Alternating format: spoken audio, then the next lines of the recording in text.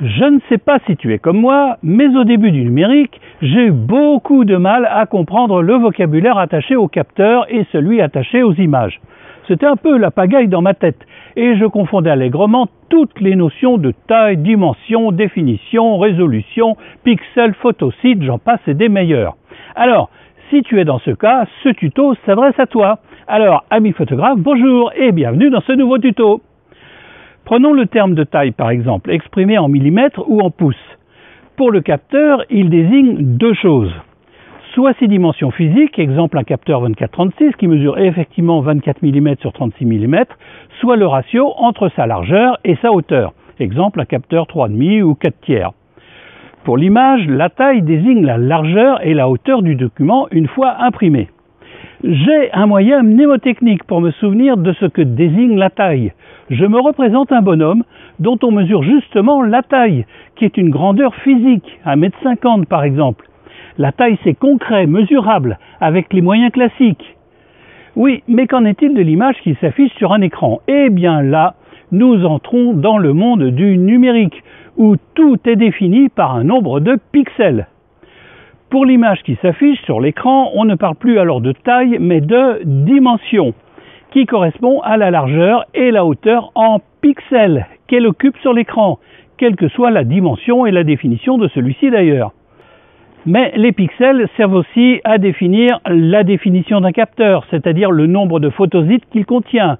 On parle d'un capteur de 24 millions de pixels par exemple. Petit 2, la résolution de l'image qui correspond à la quantité de pixels qu'il y a sur une unité de longueur, généralement le pouce. On parle alors de pixels par pouce. Petit aparté, la définition d'un capteur, c'est-à-dire le nombre de photosites qui le composent, est encore malheureusement un argument de vente très utilisé. Pourtant, ce n'est pas le plus pertinent. En effet, plus le capteur a de photosites, plus ceux-ci sont petits. Mais plus ils sont petits, moins ils sont sensibles à la lumière, plus ils génèrent de bruit à cause de la nécessité d'amplifier le signal pour compenser ce manque de sensibilité, et enfin, plus l'optique doit être performant pour pouvoir les distinguer. En conséquence, il est préférable en l'état actuel des possibilités techniques d'augmenter la taille des capteurs avec un nombre raisonnable de pixels pour que ces derniers remplissent correctement le rôle de captage de la lumière, plutôt que d'augmenter leur nombre et de réduire leur taille. C'est-à-dire qu'au moment de l'achat d'un appareil photo, le choix de la taille du capteur, plutôt que celui du nombre de photosites, ou de pixels si tu préfères, qu'il contient, s'avère beaucoup plus judicieux. Fin d'aparté. Les choses se compliquent un peu lorsqu'il s'agit d'établir clairement les relations entre la dimension, la taille et la résolution d'une image. D'un point de vue pratique, ces relations ne sont envisagées que dans trois situations. L'image doit-elle être affichée? L'image doit-elle être imprimée? Ou l'image doit-elle être enregistrée? Dans le cas d'un affichage sur écran, il faut connaître la définition de l'écran, c'est-à-dire, comme pour le capteur, le nombre de pixels qu'il contient en largeur et en hauteur, afin d'adapter les dimensions de l'image à celles de l'écran si on veut l'afficher plein écran.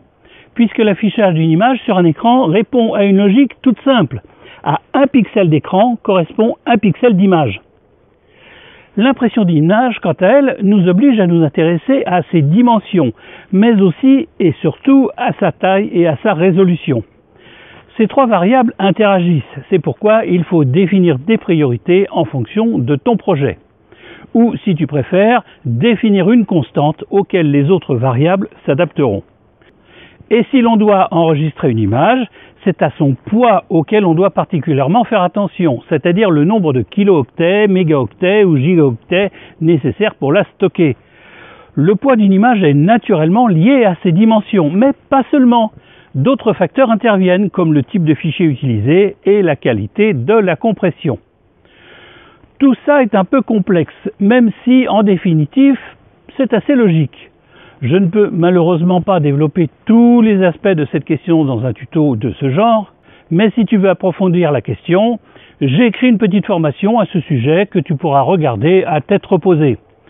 Tu y découvriras par exemple que la résolution de 72 pixels par pouce pour afficher une image à l'écran n'est pas aussi pertinente ou absolue qu'on ne le pense généralement. Mais surtout, je l'ai truffé d'exemples très concrets qu'il n'y a plus qu'à suivre pour obtenir des résultats similaires. Alors, si cette petite formation, très utile pour tout comprendre sur ces questions, si cette formation t'intéresse donc, il te suffit de te rendre dans la description de cette vidéo, de lire l'offre que je te propose, tu seras surpris je pense, et de cliquer sur le lien pour avoir plus d'informations. Par contre, l'offre est limitée dans le temps, donc si tu es intéressé, n'attends pas. Voilà, ce tuto est terminé et je te dis à la semaine prochaine pour un nouveau tuto.